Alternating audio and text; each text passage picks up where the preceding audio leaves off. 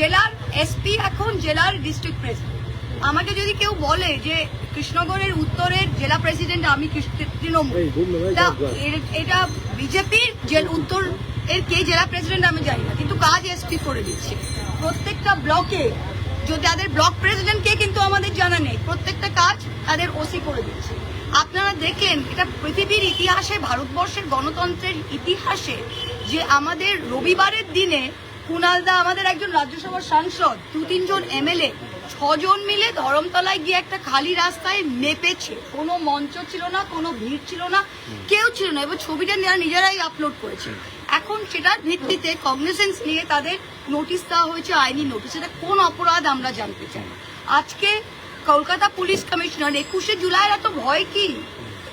আপনাদের যদি কোনো একটা ছোট্ট মিটিং এ আটকানো হতো, আপনারা হাইকোর্ট গিয়ে ওটা নিয়ে আসতেন, মনে আছে?